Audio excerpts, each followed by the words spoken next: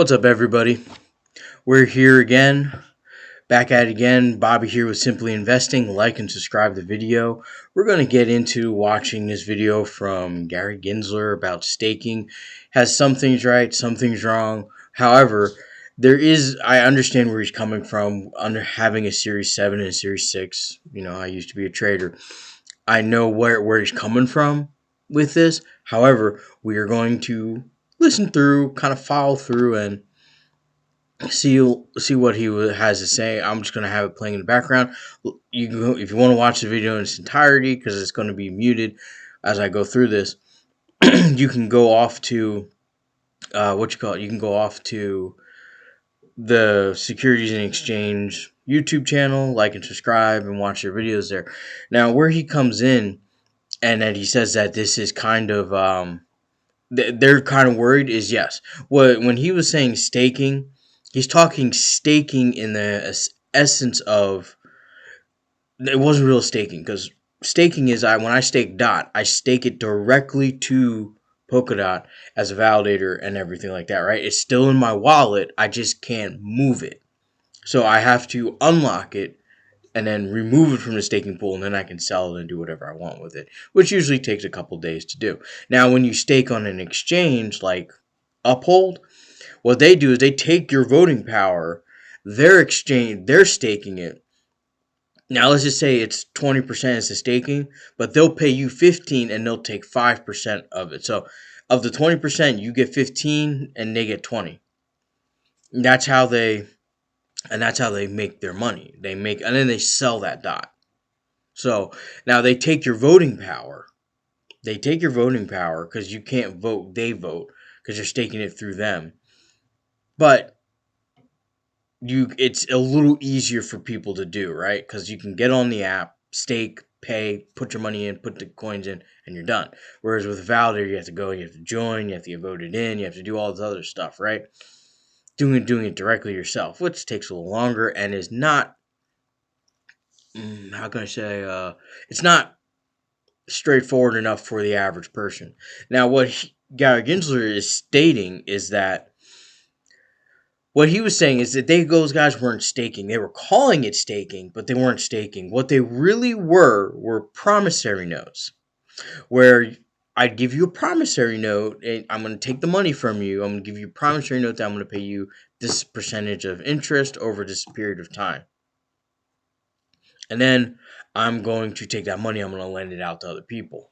The problem with that is that they were lending at 0% interest, and then they were giving 20% interest to their holders, and that doesn't work out. You have to kind of flip it almost. You have to kind of like, I'll give you guys 1 or 2% interest to hold it, and I'm going to lend it out for 20% so I can make a profit.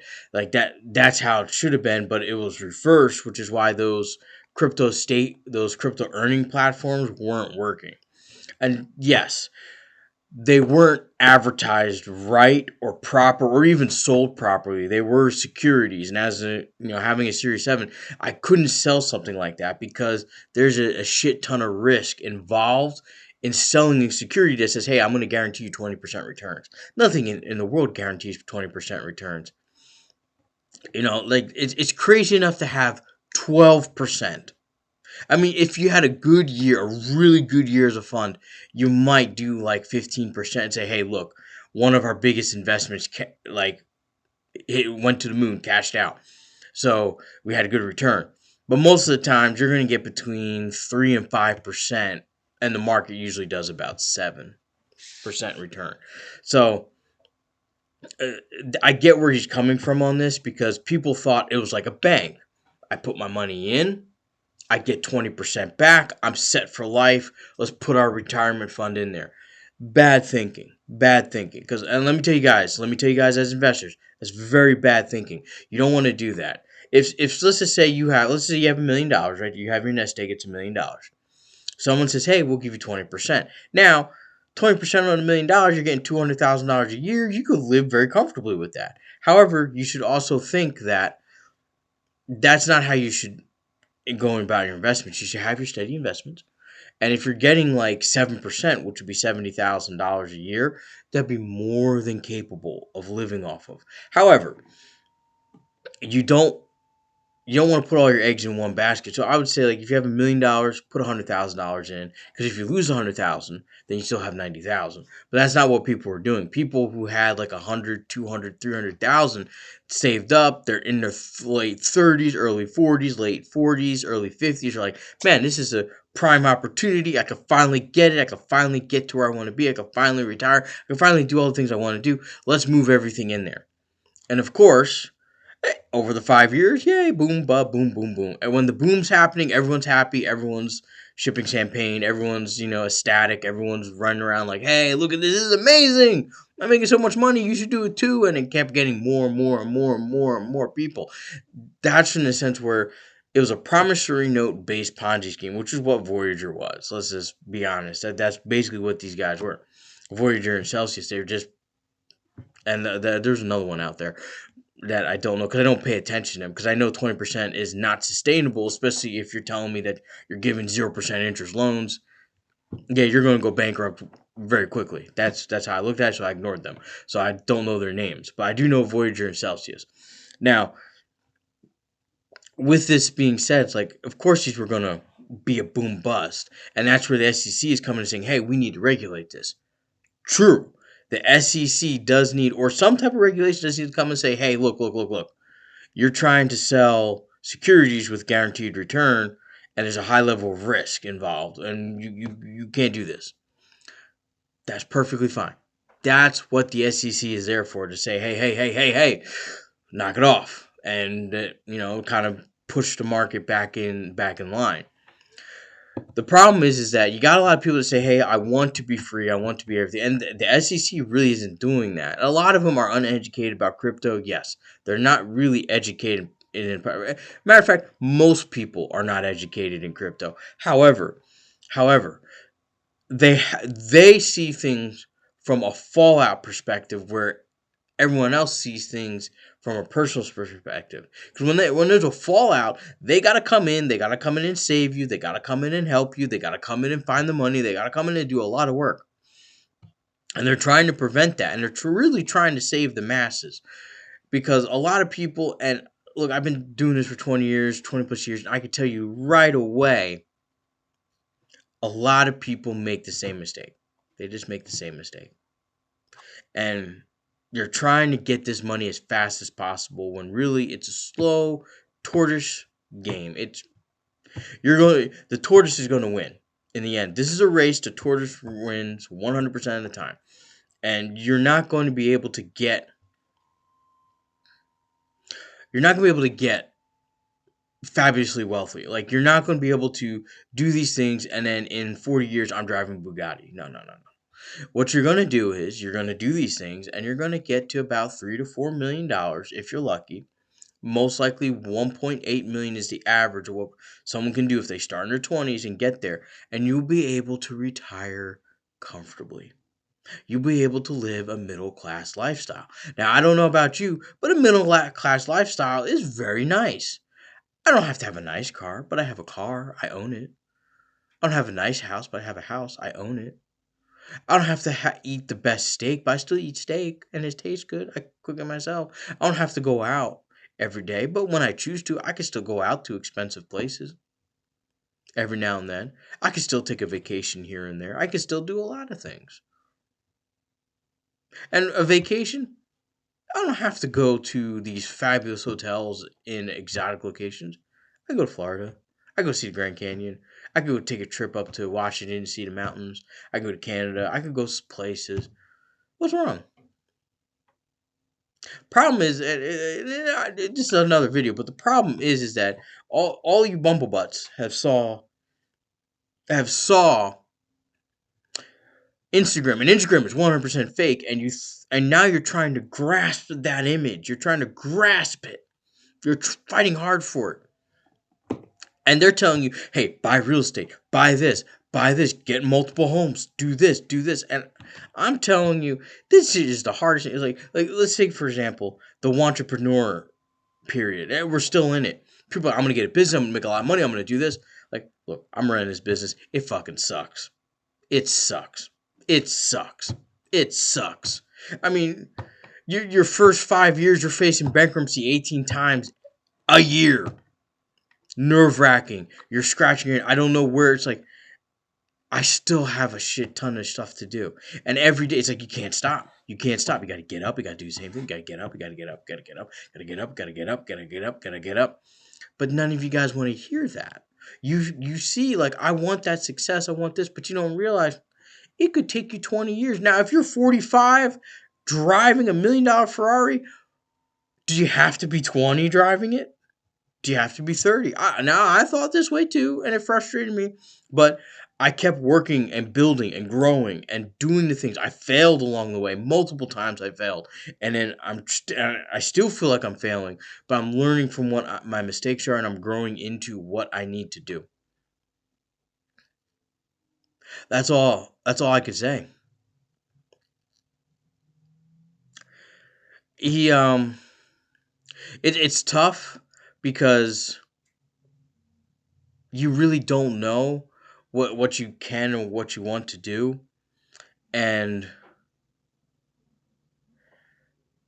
I don't have an answer for that because I come when people come to me and they're trying to say, hey, I need help, I want to get to where you are, and it's like, you have no money. And it's like, I have to build your mindset first before we can even start investing. And it's tough. It's tough.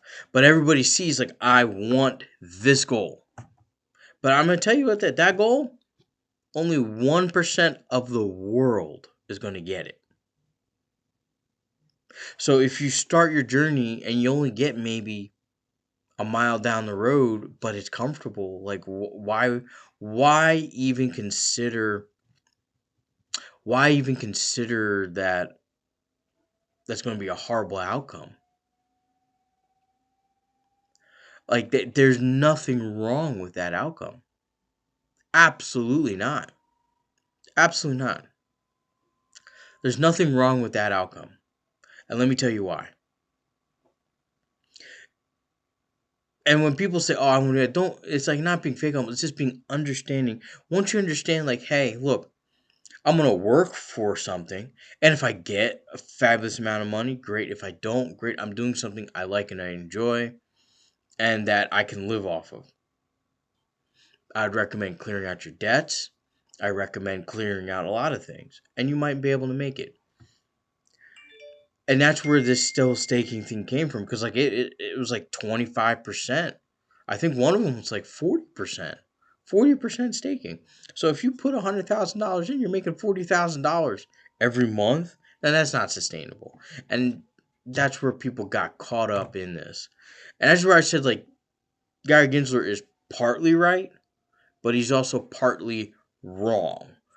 And that's where it gets into that's where we get into that gray area, because he's wrong in the sense of, if you give that staking control to big institutions, then we're back to where we started and people are frustrated. But you also have to have full disclosures, which means the SEC is going to have to come up with a crypto team, or we're going to have to come up with a very comprehensive, well-knowledge crypto regulation agency. Just a completely separate agency. That's what might have to happen. But it sucks because you guys aren't going to get. You guys are never going to be able to get this amount of wealth or this amount of anything, and it sucks. And what I mean it sucks is that it's hard. It's hard to tell people that, hey, that goal is unattainable.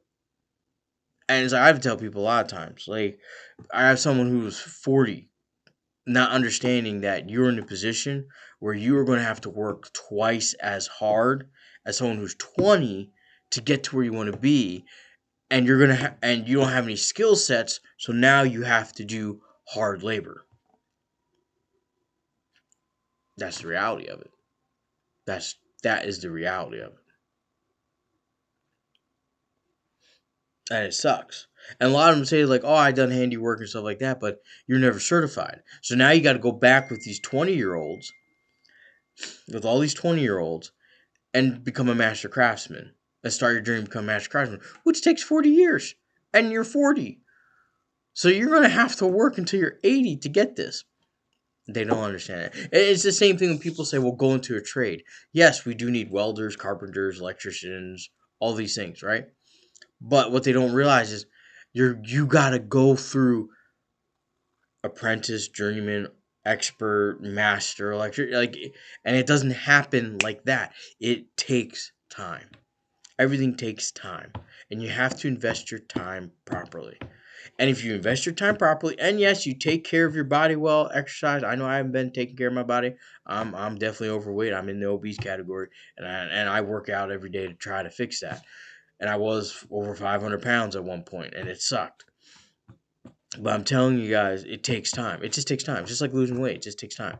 I have to do the same thing over and over and over and over and over again, and it just takes time. Same thing with dieting. I have to do the same thing over and over and over and over and over again until I get the results I want. And it's the same thing. But if you start at 20, when you hit 45, now you have the choice because you have more money, you have more assets, you have more net worth, you have more capability, and you're able to say, no, I don't want to work this job anymore. Whereas if you don't have any ground, you don't have any money, now you got to work. You have to. You have no choice. You have absolutely no choice.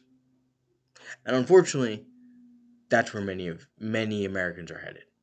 Is that they have to work till they die because you value the experience way too fucking much than valuing the time and effort you need to do to build to where you go. Trust me, I have a lot of people. It's like they had a lot of great experiences. They did a lot of things I did. I didn't get to do, right? But guess what? I have companies. They have to work. They have debts. I have very little debt. So, and they're like, well, I have very little debt comparison to what is earned. Like $150,000 when you're earning $1 million a year is inconsequential. Versus if you have $150,000 in debt and you're only earning $40,000 a year, you gotta live off. So you see what I'm saying? So like I said, guys, invest properly, stay safe out there. Don't do anything stupid. Don't do anything crazy. Always do your research. Never get wrapped up in the hype or the FOMO. Always do your research. Stay calm and collected.